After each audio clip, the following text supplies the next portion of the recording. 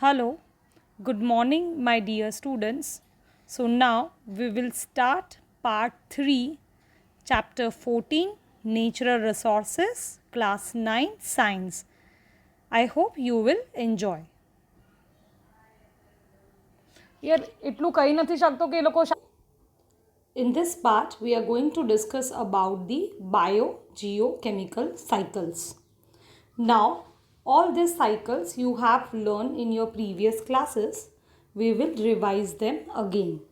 So, biogeochemical cycles, they are the transfer of matter and energy between the biotic and abiotic components of biosphere.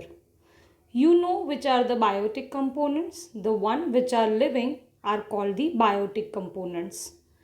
Abiotic components, which are non-living components but important part of ecosystem. Now the common biogeochemical cycles are water cycle, nitrogen cycle, carbon cycle and oxygen cycle. So first here we will begin with the water cycle.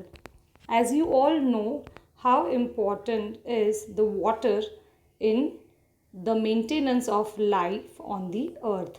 So water has to get recycled in a various form, and the level of water, especially the potable water, needs to leave fixed in the atmosphere as well as on the earth. Now when water bodies are heated during the daytime by the process of evaporation, a large amount of water evaporates and rises up. Some water vapor also get into atmosphere due to biological activities like transpiration, which is also known as sweating, and the respiration, which is the oxidation of food. Now, as water vapor rises, it cools and condenses to form the tiny droplets of water, to which we call them clouds. So this appear as a clouds when the tiny droplets of water join together to form the bigger drops of water. They fall down as rain, snow or hail. Now recently you might have seen in the news that the Delhi experienced the heavy snow or hail. So that is nothing but the bigger drops of water which have condensed and come back to the soil.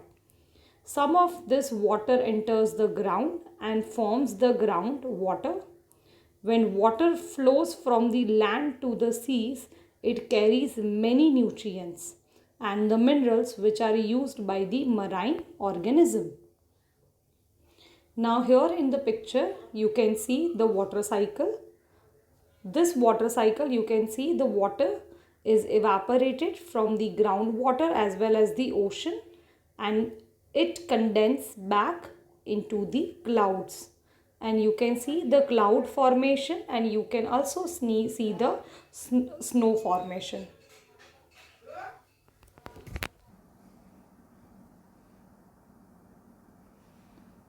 So the cloud which are formed, they are again precipitated back in the form of water, snow or hail. This water run down to the groundwater and recharge the lower levels of ground with the help of water. So this way the water cycle is maintained. The first step is transpiration or evaporation. At the end, this water get condensed back and it is precipitated with the rainwater, snow and hail, and again it is recharging the ground levels of water or the level of rivers. Now, the second cycle that we are going to discuss is nitrogen cycle, which is very important cycle.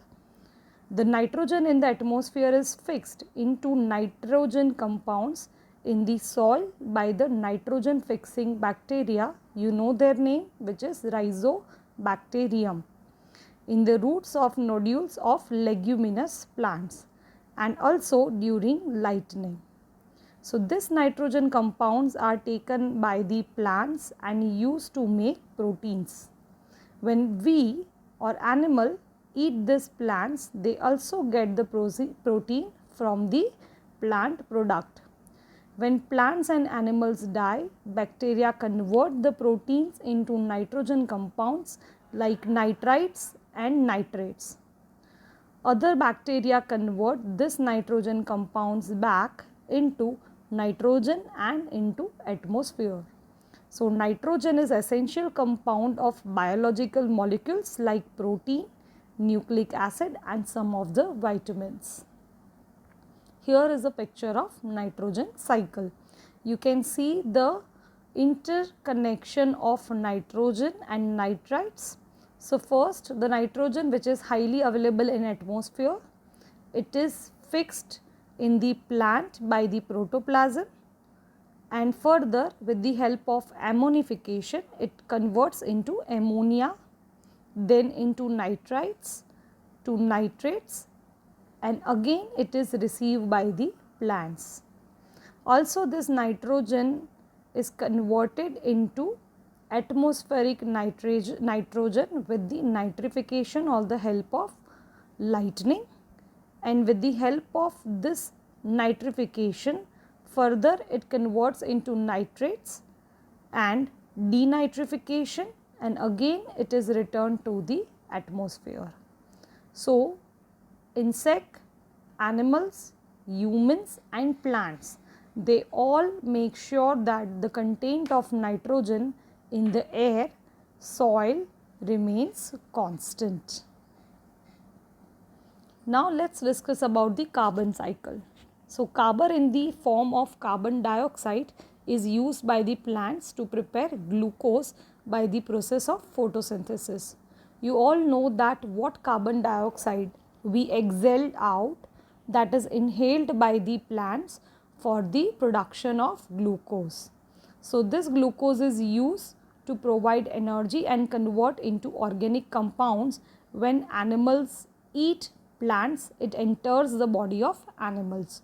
So when this glucose or fruit, cereal, crop is eaten by the animal, this carbon dioxide enter our body during respiration. Now what is respiration? That is oxidation of food. The energy and carbon dioxides are produced. So energy is used by the animals or human, and the carbon dioxide is released in the air. So the carbon dioxide goes back to the atmosphere. Another process which adds carbon dioxide back into the atmosphere is the combustion of fuel like coal and petroleum. We have already discussed about the fossil fuels and coal and petroleum. When they are burnt, they release gases like carbon dioxide. Unburned or not properly burned coal also release carbon monoxide. So the organic compound in the plants and animals are also converted into the carbonates, limestone, coal, petroleum, exoskeleton, that are the shells of some animals. So ultimately they are all made up of carbon dioxide or carbon oxides. Carbon is an essential component of biological molecules like carbohydrates, simple sugars, fats, proteins, vitamins, nucleic acid. So whatever you consume in the form of food, it must have the carbon in it. So that's the reason carbon cycle must be balanced in a proper way. You can see the picture of carbon cycle. In examination they can ask you, write a note on carbon cycle, water cycle or nitrogen cycle. You need to draw the cycle and you need to explain it well. Now carbon dioxide you can see in the atmosphere. It is converted into the organic compounds in the plant with the help of photosynthesis.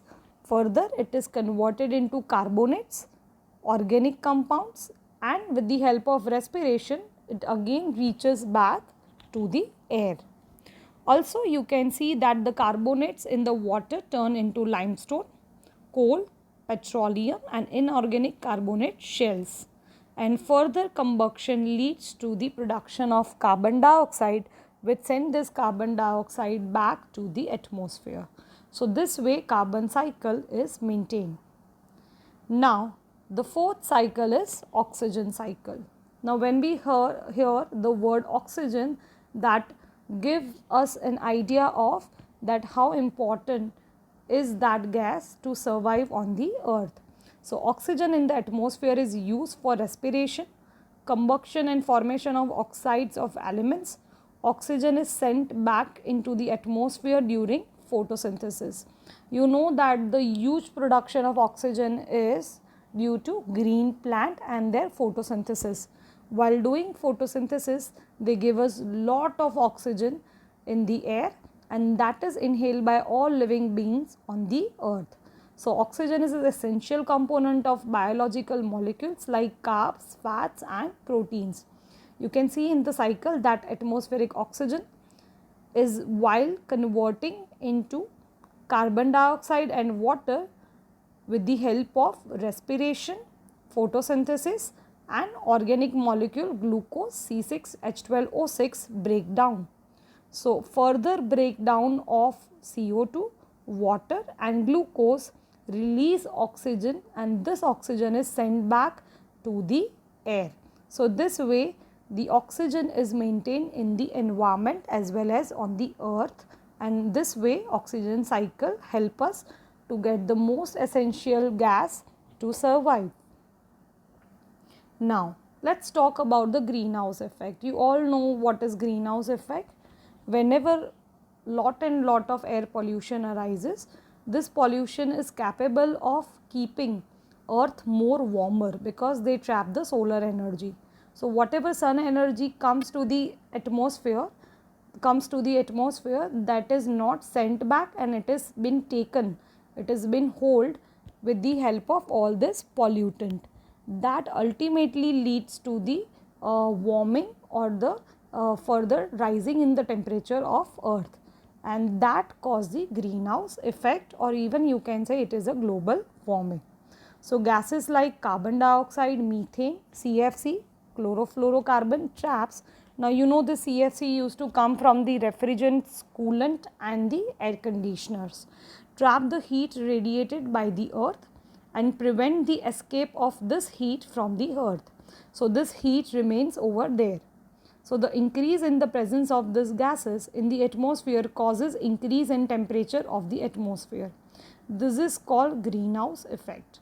Now greenhouse effect can cause the melting or the polar ice, increase sea levels, flooding of coastal areas as well as submerging of the islands.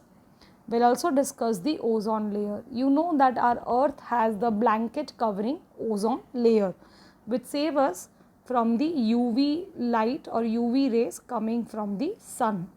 So this ozone layer has got certain holes due to the human activity and the greenhouse effect, so that the harmful UV rays which are coming from the sun are able to reach the earth, and even they are responsible for so many types of skin diseases and the skin cancers.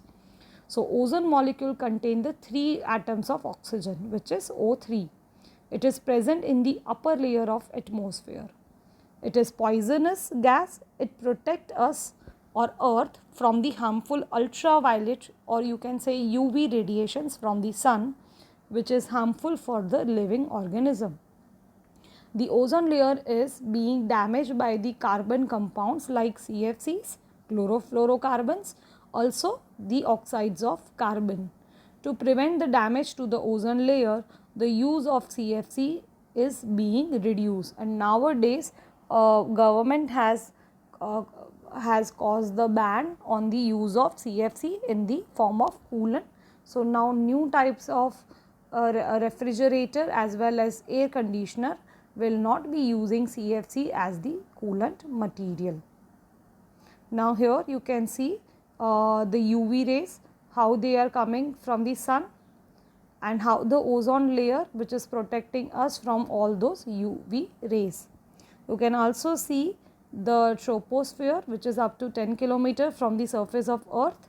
Then you can see the layer of ozone, and then up to 50 km there is a layer of stratosphere.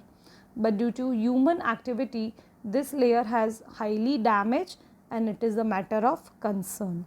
So I hope you have understood this chapter in detail. You have to write all the NCERT question answers for given in the given PDF form. and also any query you can revert me back soon.